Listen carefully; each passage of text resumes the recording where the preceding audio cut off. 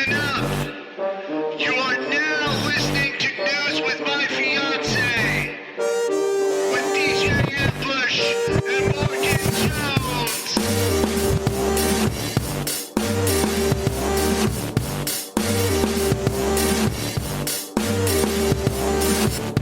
Good morning. You were just talking to me and I have no idea what you said at all. Don't worry, it wasn't news related. It was tomfoolery. Thomas Foolery. Yeah. Good morning. He somehow just keeps working his way back into our lives. So true. Morning, everyone. Morning. Good morning, fiancés. You are listening to News of My Fiance with Morgan Jones, DJ Ambush, because Mojo is back. Oh, hey, guys. Hey. You know? I was gone. Mojo's back. How we doing? Did you miss me? They definitely missed you.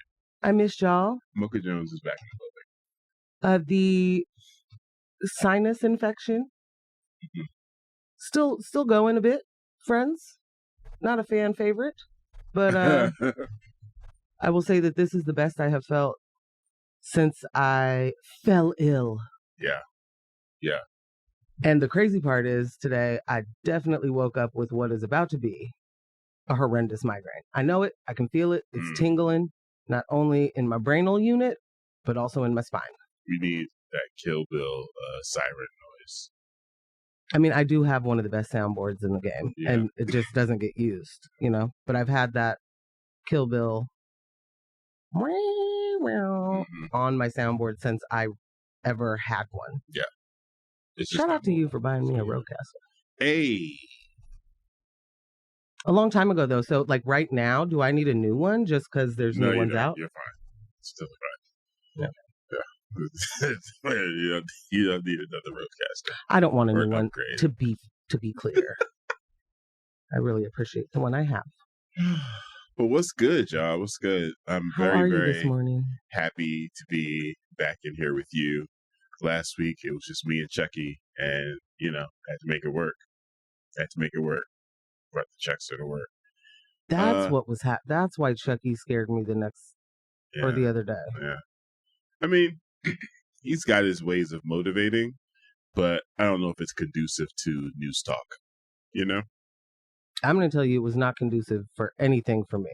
Yeah. I'm not even scared of Chucky, but I walked into my kitchen and there was a Chucky doll laying down on the kitchen table in the dark in the morning, and I was very confused. Shout out to my homie Sean. But yeah, we actually got a little video with me and Chucky in the studio dropping on Patreon. Oh. Yeah. I actually just posted a picture of your Chucky with my coffee cup in our... I did see that in the slide. Yeah. Sweet. So if you guys are wondering what Chucky's situation is going on, go to our Instagram. Man. At News with My Fiance. Very, very detailed. Yeah. Detailed wild figure. But I am doing better considering the health scare, Was that over the weekend? Was it earlier this week? I didn't even know when it was. Why does... Yeah, right? Blanket. I feel like we talked about it on the news. Talked about it on Monday's news. So it had to be over the weekend. Yeah. Yeah, it was wild. Wow, this is I don't understand what's happening at all. It's because we're in election season. All the days are the same, with the exception of different things happening in the news. It's like Wednesday every single day. Man, that's real. Yeah. Real quick, fiancés, are you there? Michelle, it's 7:36. Haven't heard from you. Just wondering. I mean, the reason why. Michelle has other things to do. Okay, excuse me. I'm speaking directly to my fiancés in this moment. And you don't want, Guess what, guys? Morgan's back. To know these things, then you don't have to ask them, But as our offsite quality control, it is fair for me to ask, as we walked in today there were a couple of signs of like, maybe this will be a little tricky today. It was exactly 100 and hell degrees in here. I think we're all melted. And it would be fair if nobody heard us right now, and we wouldn't know it. Fair enough. So I'm not like looking for praises. I'm looking for a good morning text from my baes,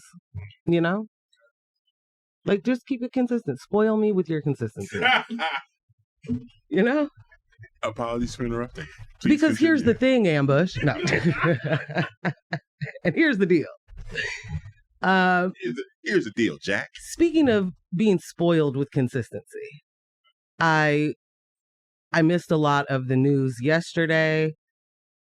While I was working on the stories we were going to cover, and I woke up this morning to 12-hour-old, 13-hour-old news of the city council, our own Portland City Council, Just the Three Stooges, back at it again, basically saying, homelessness is for someone else to deal with. And that someone else will not be us. We want no parts. And we're not going to do anything with you, Multnomah County. I took it a different way. Oh. I took it like homelessness is for us to deal with the way we want to deal with it. So we're gonna cut this contract with you guys and not fund the Office of Homeless Services. And we'll do our own thing. Okay, that's actually what happened and the better way to explain Okay. this. Thank you. Because like the response, I think it said Wheeler was like, this is short-sighted. Carmen Rubio was like, we don't even have a plan yet. Like, y'all are wilding. But this works. This works for the three city council members. Well, it's consistent. Yeah. It's where that was your through line. That was my through line. This is consistent. From a Dan Ryan, a Megan Spaps, and a Renee Gonzalez. Very consistent. I mean, out of this world, non-workable, non-leadership, like just continuously obstructing. And to your point, we know how to fix this. If that is if that is what the three amigos are thinking, those certainly the three amigos. Same three people who have done absolutely nothing to actually materially change our conditions. They've done nothing but make it worse and blame other people. Yep. And when you have the opportunity to get into office and make those connections that you are like, hey, how come this thing doesn't work the way it says it's supposed to? Instead of figuring out why it's not working that way and finding the way to do it, they're just like, well, throw it away. Right. Obviously, that thing doesn't work the way, someone wanted it to, so throw it away. And in the meantime, we're going to spend money on putting our name on tents. So that, and really, so that's the city count. That was Renee's idea of like, let's go ahead and track our tents, right? But then that would still, that's them still working with Multnomah County. Well, so that's the thing, because Multco was like, no. Yeah. And they're like, you know what? Let's just cut the contract. To my point. Yeah. They're just like, throw it away. Yes, throw it all away. Real quick, this is important. Okay. Michelle said good morning.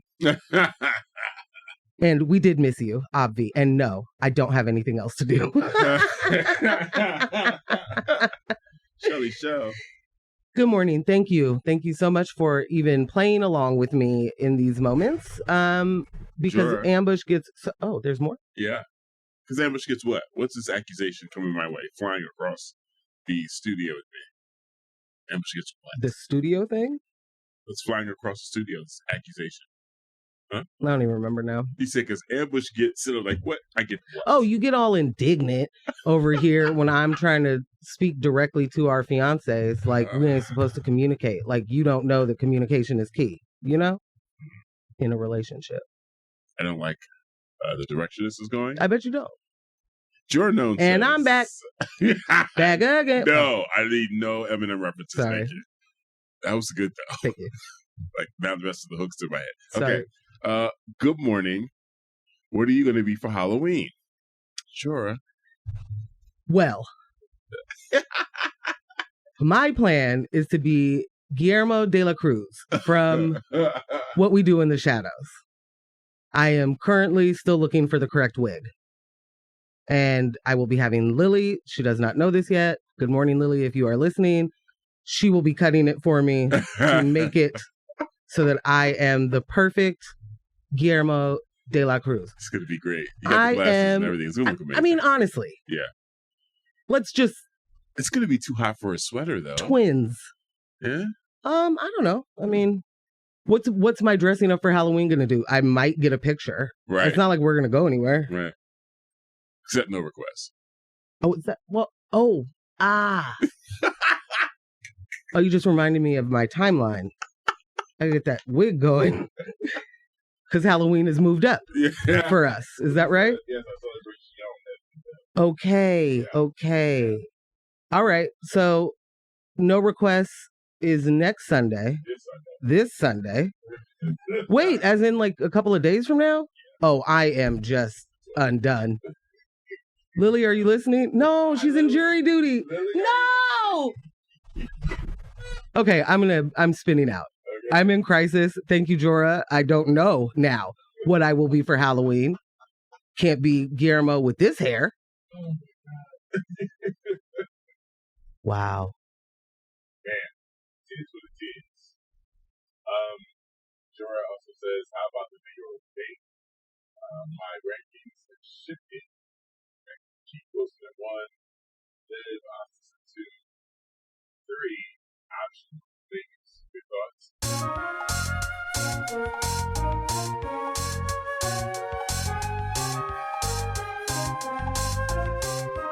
That one's going to take some work, so I'm ready. But I too. I'm ready to get my Jackie Daytona on. Yeah, we may need to call in the big guns for this one and see if Christine, wow, can help us out in the costume department. That's a big gun. That's a big gun. It's a big gun to call it. All right. We got some catching up to do. We do. Ooh. All right. A couple of things. Yes. First, the fund drive starts next week, friends. Yeah. So this is just me telling you. A little pre-fund drive. Get yourself ready. Yeah. Take a look at those pocketbooks, See what's coming our way. We're looking for new members. We're looking for sustainable members. Pop the lock on those coffers. We're also looking for big, humongous one-time donations. Now,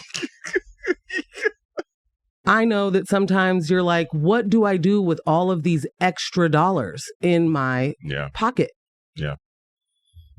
So this is me letting you know that put them to the side, friend, right now. Next Thursday, well, you don't have to wait until next Thursday, but next Thursday, our asks will be playful, but very serious because we want to stay here. We want to keep it going. And we also want to be able to have a studio in which there are, the workarounds maybe don't involve losing ambush mid-show. I want an automated assistant. I want a robot in here. Tesla robot. Know what I'm saying? Otherwise known as iRobot. Yeah. Why would you say we robot? You're silly. You're a silly man. You're a silly adult man. Kenneth said he was actually saying he was giving us some cover for our ballot conversation. I did read cosplay. That. Yeah. I still don't see the word cosplay anywhere, but it doesn't matter. There's lots of text that I'm trying to scroll through, and I mess this up all the time. So we talked about real quickly city council versus Errrybody. Yeah. Like, they're just obstructing. I don't know how we can still talk about any of those three people as viable candidates.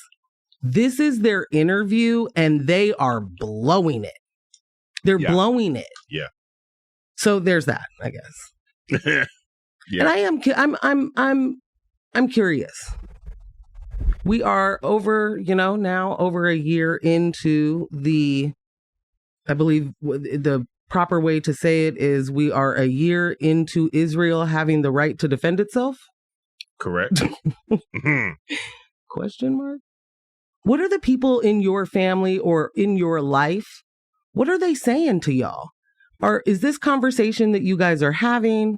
Is this one of those, this is too, complicated of a conversation for me to jump into? Is this tearing families apart at the Thanksgiving table. Right. Like, I'm just wondering, because we're living through this right now and we're expected to get up and go to work and, you know, do our lives and get your kids ready and do all of those things as we are actively seeing, not just hearing about, not reading about in past tense.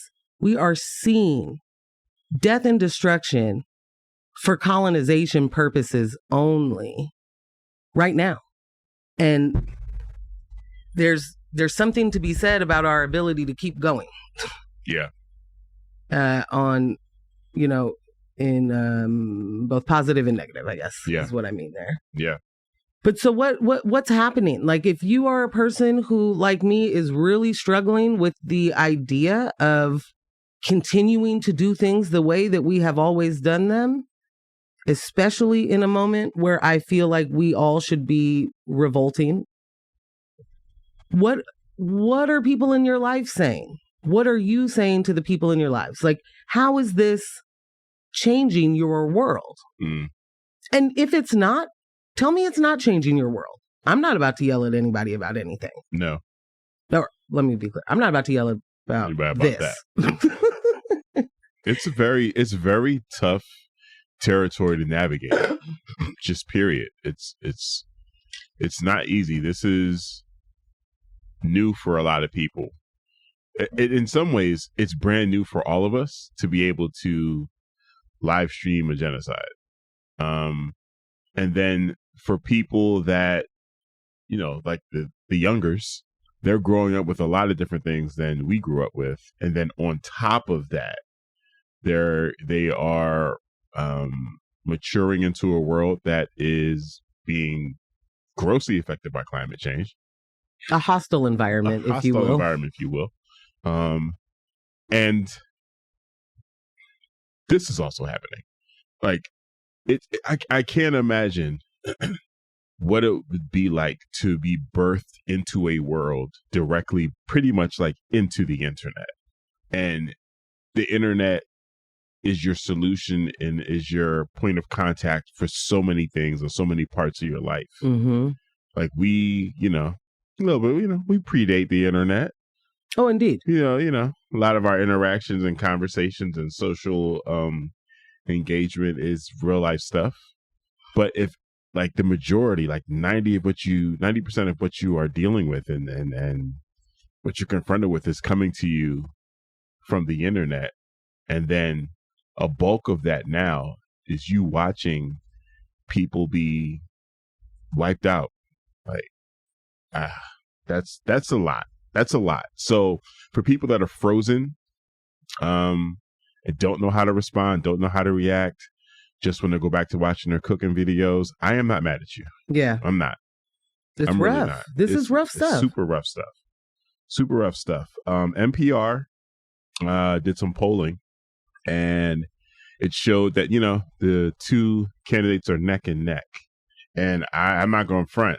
After hearing and seeing the groundswell for Kamala, this kind of caught me off guard of how close things were, and also illuminated that that wave is starting to dissipate a little bit there, and Trump is consistently gaining.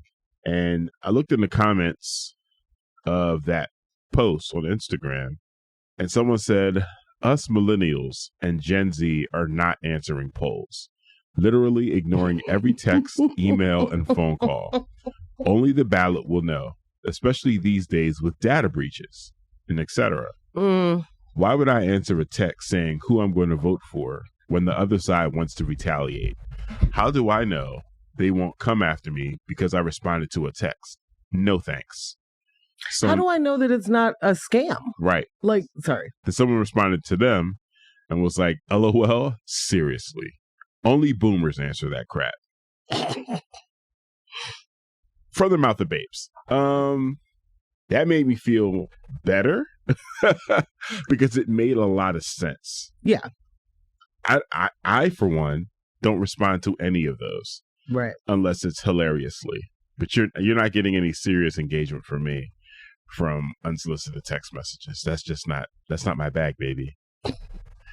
So like, I feel like we have a radio show, we have an outlet, people know which way we're voting. They, we're pretty clear about it, but there's nowhere where that data is tracked. Right.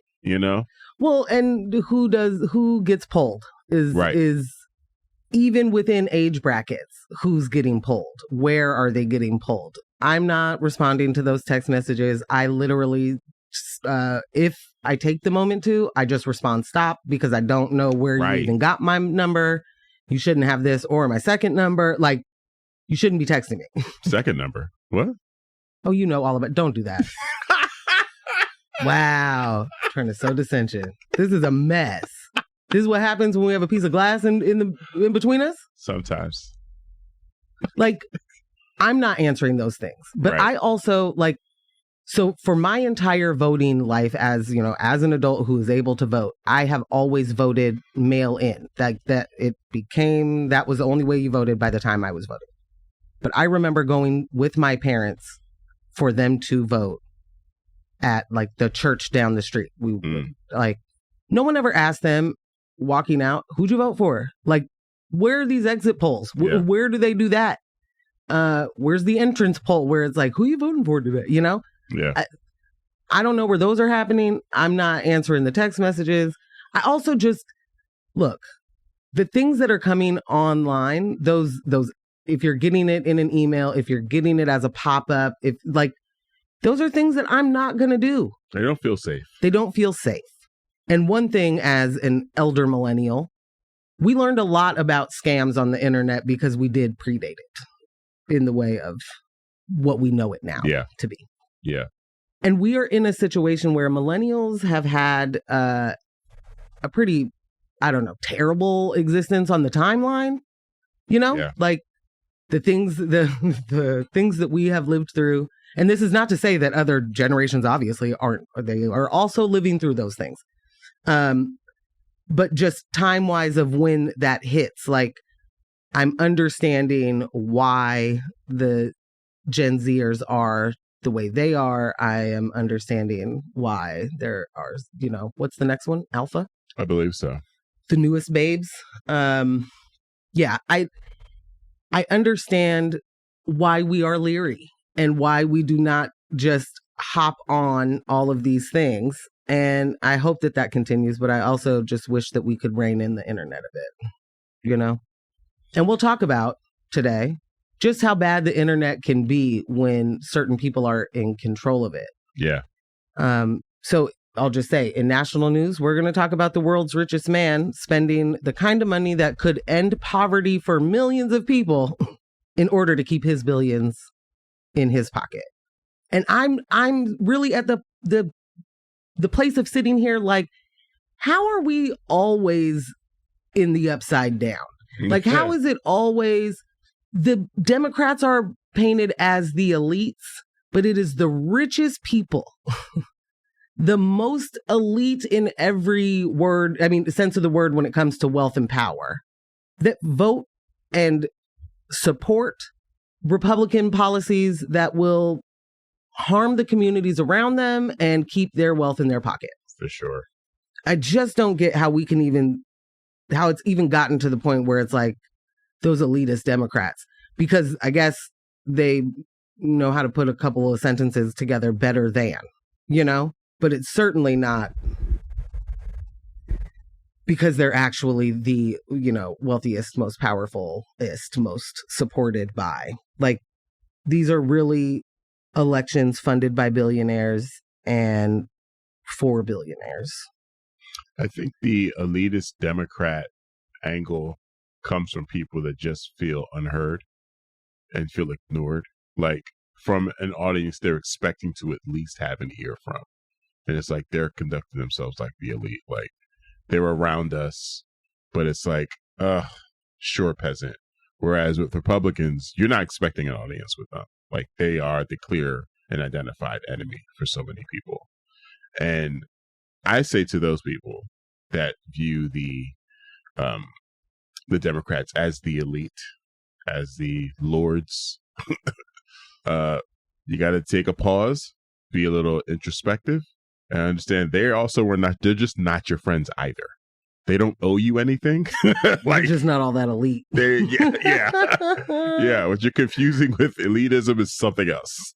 They don't owe you anything.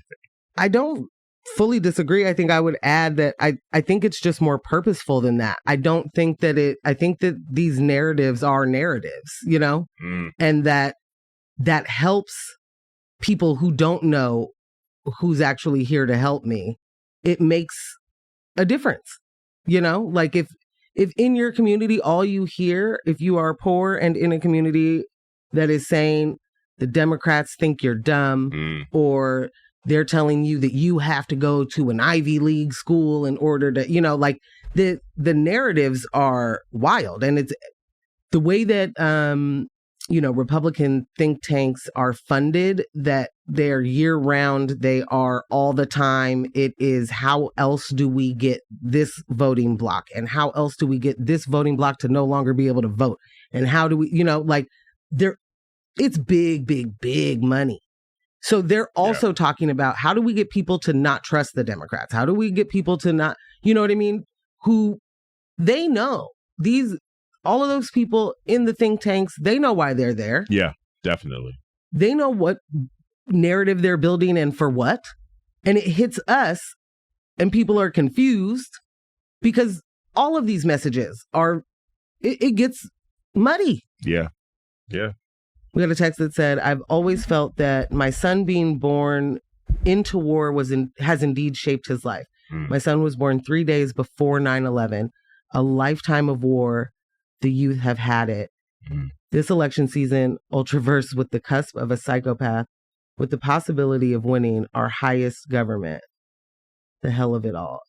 P-Town. Yeah. I cannot explain how much I just super identify with that. Like there are, and I guess I get it. I get why there are certain radicalization points for certain generations and certain, like for me, it is just one hit after another of, wow, this system is meant to harm us. Period. Like that's just what I keep seeing over and over in so many examples of my life and large, timeline shaping things. We've had it. And I'm not a young person anymore, but it's too much. Yeah. Kenneth said, talking about the whole elite thing, I think it's rooted in racism because it's the rural white versus the city New England white as the elite, and just ignores all other people that make up the Dem Party. Ding, ding, ding, ding, ding, ding, ding, ding, ding, ding, ding, Yeah. ding.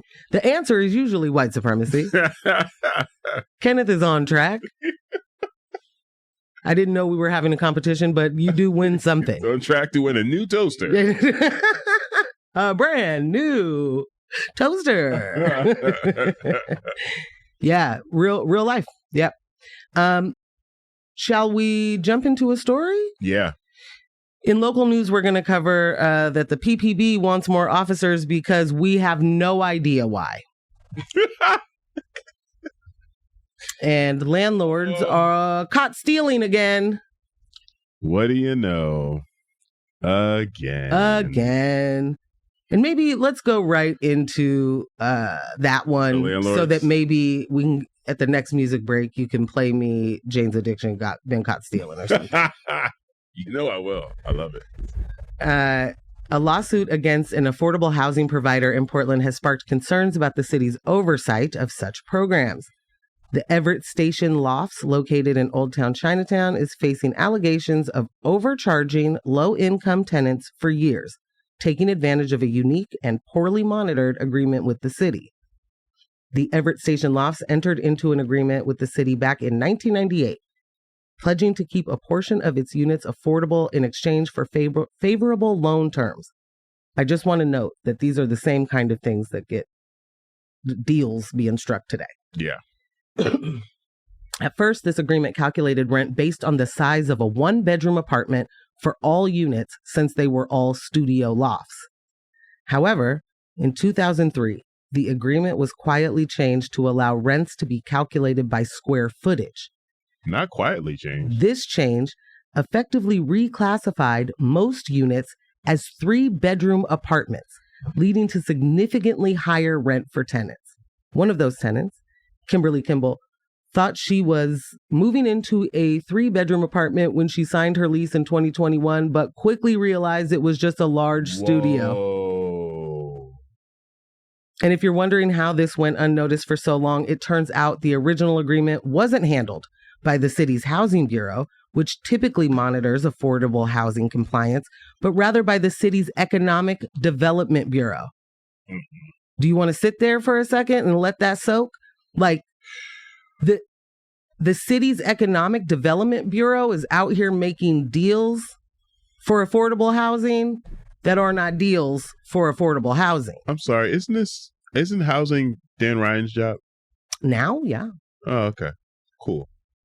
As a result, the Housing Bureau wasn't even aware of the program's unusual rent structure until recently. Tenants like Miranda Crone, who's leading a class action suit, believe that the city should have been more diligent in overseeing the situation rather than leaving it to tenants to discover these discrepancies. The Portland Housing Bureau acknowledges the complexity of the issue. They admit their compliance team has been overworked and understaffed, especially as the number of city-regulated affordable housing programs has increased. An audit from the city auditor's office even revealed that the city is 2 years behind in reviewing compliance reports from property managers right now. Oh, Lord. Certainly an important case here for Portland's housing future, as Portland is facing incredible challenges as it tries to ensure that there's affordable housing programs that are actually delivering on their promises, particularly with the city's ambitious goal of building 60,000 new affordable units by 2045. 2045, you say? 2045. So the acknowledgement that the Housing Bureau offers us is that the issue is complex and that they are overworked and understaffed. Yeah. This literally sounds like the bureaucratic excuse for everything. Yeah. Yeah. It's so complex, guys. No, actually, it isn't. It really... The policy was changed, right? The structure was changed. Someone had to sign off on that. Who changed it? Go to that person immediately, bring them in front of whatever governing body, ask them to give you the motivations for why that was changed, follow the money, and let's go. Like, this is not complex at all. It's insulting. Incredibly. It's insulting, but I'm also looking like I'm tired. I'm tired of people saying, whoa, that's complicated. Looks like a mistake was made. Like, here's your shot, especially if you weren't around in 1998 when that deal was struck. You know, here's your moment to be like, whoa, this is a thing that should never have happened.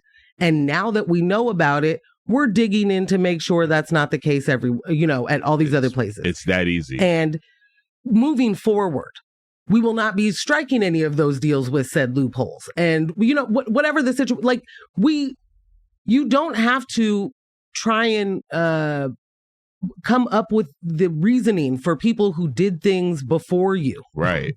In these moments, just recognize what has happened. Whoa, we did the thing. Now, here are the steps we're taking to make sure that this isn't, like that Everett station lofts, like the developers, the landlords, the property owners, whoever owns that right now, who has been having tenants pay for 3-bedroom apartments that are actually studio apartments. How is that that should be illegal. Like, that should just be right. There should be more protections so that we are not dealing with something like that, so that people aren't getting robbed for years. So to understand, 2003, it goes from you're able to afford this 1-bedroom, a studio apartment that is now considered a 3-bedroom, and your rent has gone up exponentially. Now, since 2003, how many millions of dollars has that profit just been, how much have they raked in? How much have they stolen from tenants? Because this is theft. And this is just like wage theft. You are stealing from people and you are exploiting our basic needs. Right. The fact that there are people right now, like, and I know that I make fun of Joe Rogan a lot, and I'm going to keep doing that. I don't remember who was on his show. I think it might have been like Dave Rubin or something. And what a person. Mm-hmm. There are people who are not at all impacted by issues of being poor or issues of systemic oppression, who like to say things like there should be less regulations so that businesses can thrive. And really, when you think about it, people want to do the right thing. So less regulations for builders is going to mean they're going to do the best job they can do, because now you've given them the freedom to, I don't know, buy different materials that, you know, like these regulations have been put in place because they were giving us lead paint. Literally nothing works that way. Nothing works that way. Take away the stoplights then. And just trust that people will they're just going to drive. They're responsibly. They're going to stop. No one wants to get in an accident, so they're just not going to have accidents. Exactly that. It's moronic. It is. But it is like a staple of libertarian and certain Republican ideas or conservative thought, is that, you know, people really, you know, it's a free market. So if you run a racist bakery, people aren't going to go to it. Only the racists will go to that bakery. You know? Oh, much like what did you just show me? Some new girl saying, yeah, if Alabama wants to have slavery, then states' rights, man. States' rights. She believes in states' rights. And she said, you know, the person that she was talking to was like, okay, states' rights isn't a good thing. Because they were talking about women's health, abortion rights. Right. That was the conversation. And she was like, states' rights. You know, if a state wants something, they should be able to have it. So if everyone in the state wants it. Yeah. And then he was like, okay, so if Alabama wants slavery, they should be able to have it because states' rights. And she was like, yeah. Why not? Sure. You joke of a person. What about the black people in Alabama? You think are they not included in everyone?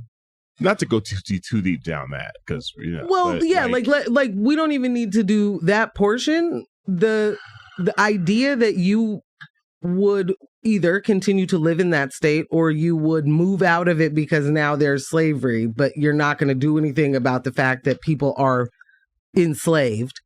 You're just going to live somewhere else. Like she specifically was like, I mean, I'm not like some lunatic. I live in California. It's super diverse. You know, like these surface level understandings of everything. It's the internet's ruined our lives. Podcasts have ruined our lives. Yes. As a podcaster, as a person who does nothing but speak into mics at this point in my life, they've ruined us. They need an embargo on mics. Mic embargo now. Mic embargo now. There are too many microphones in circulation. In the hands of the wrong people.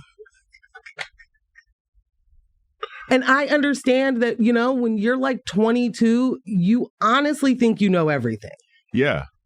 You really do. Yeah. And you're like, who's going to tell me that I'm wrong about this? Listen, it makes perfect sense that if the states want it, they should have it. There is a sense of freedom that comes with having your own car, being able to put gas in your own car, having keys to someone's domicile, whether it's your parents or your own, and being able to, because now I'm not in high school, bruh. I can come and go as I please. I know everything. I've done it all. Okay. I have made it. Do you know how many things I've done that my parents don't even know about? I mean, the kind of things you start to believe yourself to be like, you know, 007. Yeah, definitely. Yeah. I'm living 18 lives around here. You don't even know. You don't even know. I'm over here making it in for breakfast. You thought I was here last night. I wasn't. Right. Anyway, there's a text that says states' rights is old school terminology for we are fascist and want slavery. Again, didn't know we were having a competition, but you win. Yes. Exactly correct. Yes. This is important. It is not related to this story, but it is breaking news. And it's incredibly important. Is everybody stopped and listening to what I'm saying? This is from Harper. It is one Rudo's birthday next Tuesday. Rudy Tooty. Rudy Tooty Tuesday. Okay? This is big, friends. We have the opportunity to celebrate his birthday big and loud during the fund drive. You will send us all of the things you would have sent Rudo. Just for us to, quality check it. We will do the quality control before claiming all of those donations for ourselves. Wow. Okay. All right. For his birthday. You're welcome. I'll be a Huckleberry. Wonderful. Wonderful.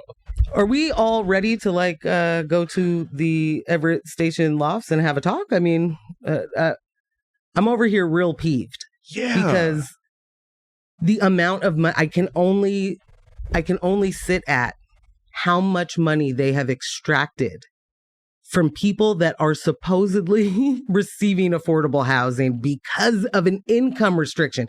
Like, understand that it's not like we all just get to walk in and be like, here's that affordable housing that they've been talking about. Can't wait for me to get to be able to pay less money than market rate. That's not how it works. And if you are in a position in which you qualify for either rent assistance or affordable housing, whatever their qualifiers are, you are not in a position for your wealth to continue to be extracted, non-wealth, if you will. But we are literally at a point of where everything we are making goes to our basic necessities, and somehow we are still hearing people tell us who have stolen all of our money, who have kept it to themselves, who are hoarding it, some not even for their own families. Right. That we need to stop buying Starbucks or stop having avocado toast or whatever. Stop buying Jordans, bro. Stop buying Jordans. Because you would have been able to buy a house by now. And it's got so many people confused that they believe that. Yeah. And they don't even look at the way that that everything they have earned has been taken from them. Like, there is no, necessarily a gun involved in this robbery. But it's certainly it is your life on the line when you are talking housing, when you are talking jobs, when you are talking how you are able to survive this world when everything is taken from us at that point, and all we can do is survive. Right. The rest of this becomes real hard to care about. And that's the point. One of the points. The other point is to take all our money. Because if we are kept impoverished, then we're always going to have to work. We're always going to have to be a part of the labor force for capitalists who are just going to take that money. Facts. And I feel like we all deserve better. I feel like we deserve better. I feel like we should not be spending our entire lives just trying to pay rent. I think it's absolutely asinine that landlords will say, if someone doesn't pay rent, I can't afford this property, then you maybe shouldn't have it. Maybe you shouldn't have bought that avocado toast. If you have to take someone else's money in order to have the thing you have, maybe you don't get to have it. This is why it's important to stay politically engaged. And when we talk about holding our legislators accountable, these are the situations I feel in which that can actually be done, right? So whatever district this falls within, we are voting on new city council members. We are voting on in this new system. Looking within your options, who do you think would see this as a priority to them? Who do you think is approachable and you could actually have the ear of to handle a situation like this? Who do you feel as though isn't beholden to landlords? Like this is where we are having these conversations, and this is where I can feel good later on when someone says, you know, when someone speaks to holding politicians accountable. Period. If we're not having these conversations ahead of time, and we're not dealing with candidates that we've invested in, then don't talk to me after the fact. Like this, don't like that's weird. What you're doing is weird, bro. This is not. There's no sense in that. Oh boy, that's infuriating. Give me a quick music break. And complicated, I guess. So, all right, I'll give you one of those. We'll be right back. And we're back. News of my fiance, Morgan Jones, one DJ ambush. Well, we've taken a lot longer to get through certain things today because I would not stop running my mouth. But what? Yo, Rudo was wild. Rudo said Renee Gonzalez gives to the News of My Fiance peer to peer. Wow! Oh man, incendiary. Okay, incendiary. Also insidious. Kudos. I would like to Rudo. point out to one Rudo, one upcoming birthday boy. That was so good. You just started something you didn't even know. She means it. I'm going to tell you right now, Rudo, I am probably one of the pettiest people you've ever met. And in the name of friendly competition. Wow. You're going down. Brother. Also, she's been watching McMahon, so it's going to be a lot of wrestling. There's going to be a lot of wrestling references. Golly. What a piece of work that guy is. Yeah. Okay. You want me to do PPB or the national story? I say give us the national story just because it goes for what we were just talking about with wealth and elites and who the real boogeymen are. And just overall raggediness. Raggedy. As AJ would say. So raggedy. So raggedy. Elon Musk, the world's richest person, is leading the charge with massive donations supporting Donald Trump's campaign. The Tesla and SpaceX CEO donated $75 million to the America PAC between July and September, with all of it going towards Trump's 2024 bid. Interestingly, he was the sole donor at that time, underscoring his commitment. However, recent reports suggest his total contribution to Trump's reelection could be as high as $105 million. Musk's political alignment has evolved. Back in 2022, he even suggested Trump should step away from politics. But as his frustration with Democrats grew, fueled by disputes over California's COVID-19 policies that affected Tesla, the tech mogul gravitated toward the Republican camp. Now he ranks among the top conservative donors this cycle. He isn't the only billionaire backing Trump. Miriam Adelson has just contributed $95 million. No big deal. Packaging magnate Richard Uline. Wait. Yep. What? Yes. Of the Uline heirs. Oh, wow. Indeed.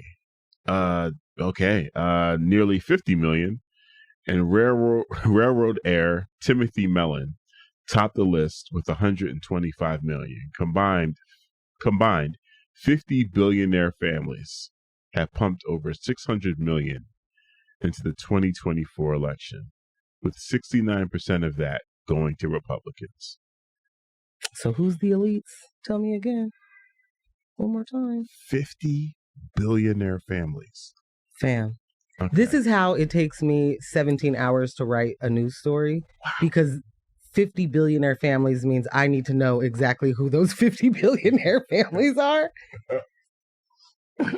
And no one has made the AI that I need yet. You know, a true research assistant in the way that I need it. So I did not quickly figure out the Who 50. those families were. Not that I would remember anyway, but I would remember certain ones like, oh, the Uline people.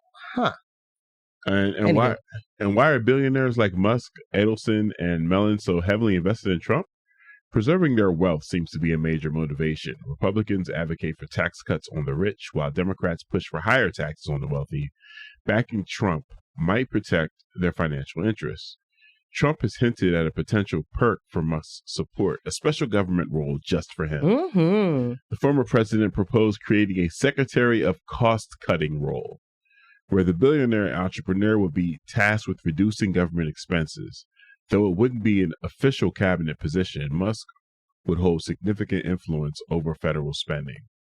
However, some experts have raised concerns about conflicts of interest as Musk companies like SpaceX and Tesla have faced investigations from government agencies, including disputes with the National Labor Relations Board, no surprise there, and probes from the Department of Justice. These issues could complicate any potential government role. Could it complicate the role or maybe conflict of interest in his favor? You know? Corruption. Also, Secretary of Cost Cutting. Secretary of Cost Cutting. Can I just say that this is what is wrong with trying to run a country like a business, like that you need to profit from? Because cost cutting in what way? Y'all don't never cut the costs that need to be cut. Ever. You're not cutting any of the insane amounts of money. You know how he cuts costs? Wage theft. That's exactly how. We're going to cut costs by stealing your money. And then we're going to, because heads of industry cannot just watch other heads of industry become wealthier. They got to get in on the prize. They got to get their piece. So while the, big housing is out here stealing our money from rents, big grocery is like, let's cahoot. Let's get some cahoodling in. Let's make it near impossible for people to freaking eat because I need more money in my pocket. It's absolutely disgusting. And it's everywhere you look. You cannot get away from this stuff as soon as you know what's happening with it. You know what I mean? Yeah. So you can't unsee it. It doesn't go away because Elon Musk says, oh, here's 75 million. What Elon giving 75 million from July to September of the same year. Right. What that tells me is, again, you are willing to spend the amount of money that the taxes that you are hiding, the money that would, you're spending more money than what you would ever be taxed in order to not be taxed. And it doesn't make sense to me outside of, I just want to be the one who has it, outside of greed. I can't imagine spending all of my money to keep all of my, you know what I mean? Right. You could just pay the taxes. You could pay the taxes and you could not have to if billionaires paid what they should, we would not be talking about all of the crises in America. Yeah. And the fact that they, again, spend time and money finding ways to keep us arguing with each other, to keep us looking away from their own bag, from following that money. It puts us in a place of which way do I go? It really undercuts the whole libertarian idea of people are just going to naturally do what's right. I mean, it's the same people saying that, you know what I mean? That are spending 75 milli. Right. In people a couple of months. Naturally going to do what's right.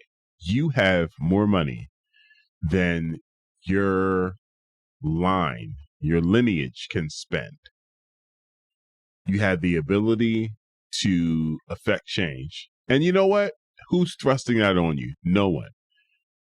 You could just pay taxes. You don't could just have to be a philanthropist. You don't have to be a philanthropist. No one's asked you to come up with some strategies. No one's asking you to do cutting edge research to save the rainforest. You literally just pay your taxes. Just pay your taxes. And the amount of money that you're spending, like you said, to fight paying taxes is more than you would pay in taxes. That says something about you to your core. That you think you are above it.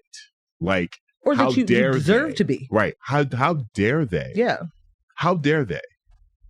Who are you to expect that from me? So this whole idolization of millionaires and billionaires, I honestly thought we were getting somewhere, and this is not me being, a Bernie or bust, but talking about elections being funded by billionaires, I thought really was on a national level was really giving us collectively a better understanding of what's happening. That when someone like Donald Trump says this is a grassroots effort, it's a lie. Right. Stop it. I thought we were getting somewhere. I thought we were starting to understand that those are not the people that need to be in office, and that what it means for a billionaire to buy an election, what it means for them. We cannot in any way continue to have every movie, TV show, true crime podcast, like everything telling us about the corruption of politicians and lobbyists and the heads of industry. Right. And then pretend like that's not actually happening. Elon Musk bought Twitter and made it a disinformation machine, leading up to an election in which he wants a particular candidate to win. Do you understand how big of a deal that is? How weighty that thumb is on the scale? That's a meaty thumb. That's the richest thumb in the world. Right. I don't want his apartheid bucks to be the reason we have Donald Trump again. And honestly, to their own thoughts as conservatives, this is not an American. This is not an American meddling with American elections. In any other instance, this would be a big bad. Yeah. If a South African apartheid benefactor was funding a Democrat? Kamala Harris's campaign right now. Whoa, Nelly. To no end. Yeah. Would we hear about this foreigner? And here we are. He gets to be somebody's genius. Somebody is right now arguing on the internet to tell you why he's the smartest man that the world's ever seen. A true innovator. Right.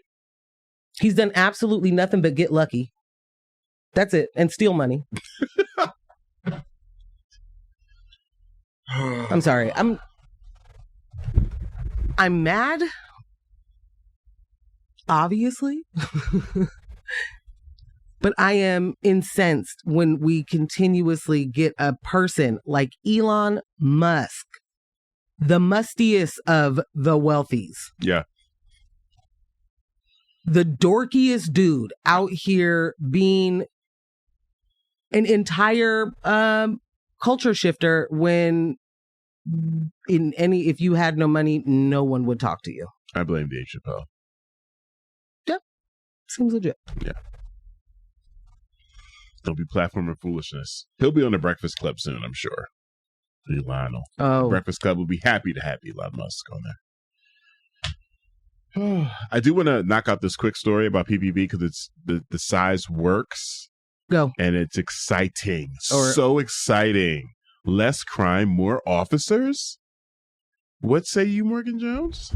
Shall I? In a recent announcement, Portland Police Chief Bob Day has called for 156 additional sworn officers to handle the needs of our growing city.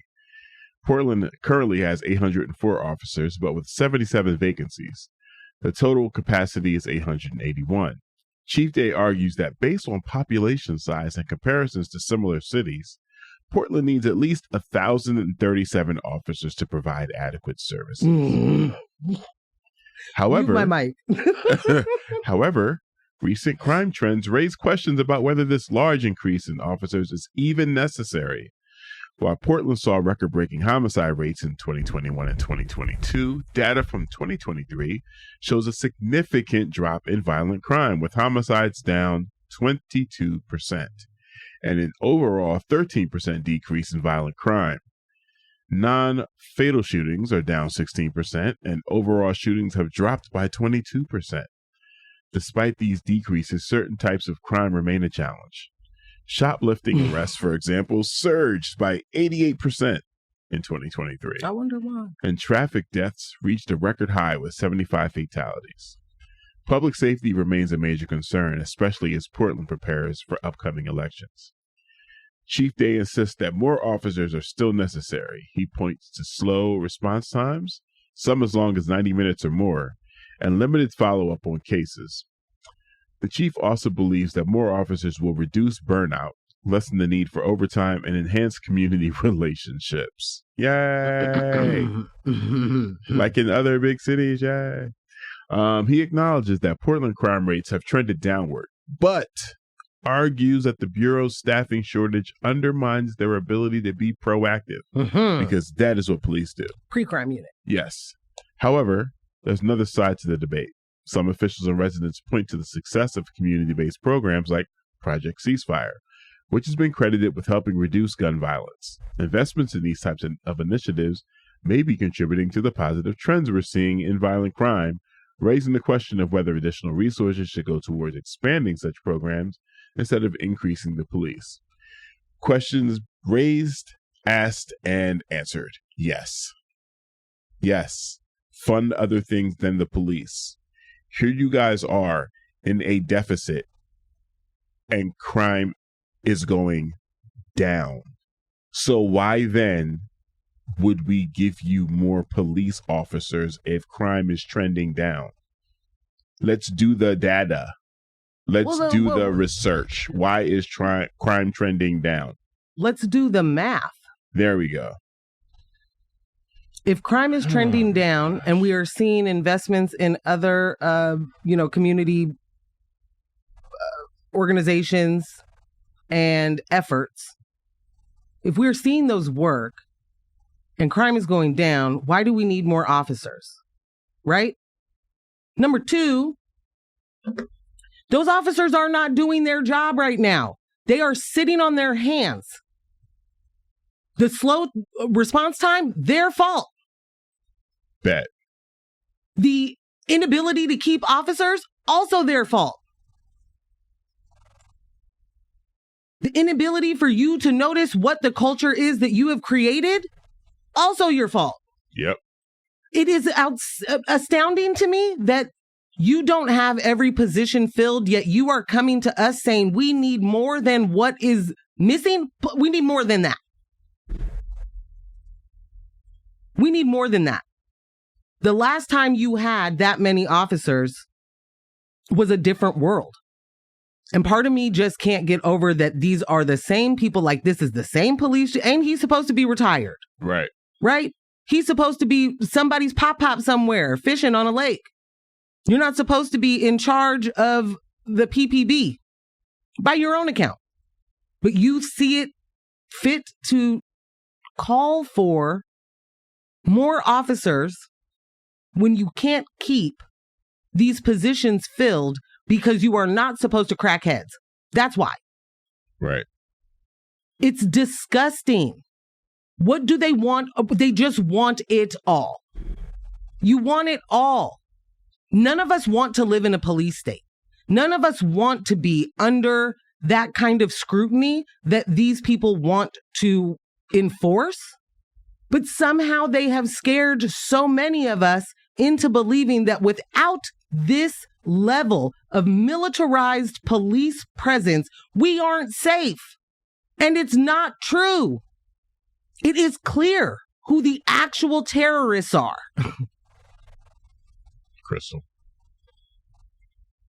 Crystal clear. And when they continue to try and take our money that we have said, this should go to this, not that, and they go, no, we want it, we have to fight back on that. Yeah, flat out. We cannot let the kind of people into office that will gladly take every single penny from every single outreach effort, every community effort, and give it to the police to harm us more. We cannot do that anymore. It is too important, especially when you have sitting members of city council right now saying, I'd rather not work with the county. Right. Those are the same people that recriminalized. Those are the same people that told you that making people go to jail would stop them from doing drugs. Remember that. Because did that ever stop you? Did it ever stop you from doing the thing you knew you weren't supposed to do? Right. Does it stop them right now from doing whatever they do behind their doors? No. These people are unserious, but they are incredibly dangerous. And anybody who thinks we need more police but does not have a reason to believe it, meaning the data shows you we don't. The data shows you they harm us. The data shows you we actually do better on our own. You will not believe that, though? Yes. Anyone that still believes that offers that position, they do not deserve your vote. At all. We got a nice little text from Brooke. Also, AJ says, hi. Mm-hmm. Hi. Brooke says, good morning, fiancés. The system is rigged. Two wings of the same hand. I have to say, let's be real. If Kamala loses, it's not because of that villain Elon Musk, but because she's committing genocide in the current administration. Brooke, 1,000%. Again, didn't know we were competing. Ding, ding, ding, ding, ding. You're absolutely right. Yeah. There is the point that I'm trying to get to, though, is how much they are willing to do and how far they are willing to go in order for us to not even, creating a disinformation machine, changing the way that people receive information, making it so that anybody appears to be a authority, an expert, that does mean something, and it does matter to this. And it matters because there's a lot of people that don't care that she is complicit in genocide. A lot of people don't care that she is committing genocide. They don't care that we're paying for it. Right. So you're absolutely right. It's just it's all of it. It is. Elon is playing a far bigger hand than he is going to get credit for. And I've been saying this since 2017. Watch that man. Watch him. He's doing stuff that we can't abide by. Yeah. And here we are. No one's going to be able to convince me that he did not buy that for this reason. And the thing is that it's working. Yeah. And that's really dangerous and detrimental to us. I'm sorry, Tom Hartman. I'll shut up. It's great. While the app itself might be losing him money, the project of buying Twitter exactly that is a winning game for him. So it's not about the money. It's not about advertisers. It's not about him being able to turn a profit on that. No. That's not what it's for. It was the way that we got news. Period. It was the way journalists got news. It's a way that we connect with the globe. And he has made it a right-wing disinformation machine. That matters. Yep. Today's show is brought to you by Morgan Jones and DJ Ambush. Our podcast editor, Kyle G, Residual Audio. Thank you so much to everyone that tuned in and hit us on the chat and text. Got a lot of action today. Text chat. You know what I'm saying? MJ's back. That's what happens. And next Tuesday is Rudo's birthday. Next Tuesday is Rudo's birthday. He called you Morgan Petty. And put the song in, won't back down. At least he knows. Long as you know. Long as you know, I got nothing but time, baby. I definitely went in the Tom Petty run a couple of weeks ago. Unfortunately. Yeah, I did. Okay. Songs are updated in the playlist. And listen, we will catch you Monday Monday Night Live Raw. Monday Night Live Raw in person. Raw live. 6:30 on YouTube. But don't let the individuals distract you from the systems. Poverty is a policy choice. People over profits. Power to the people. None of us are free until we are all free. Thank you so much for listening. Bye.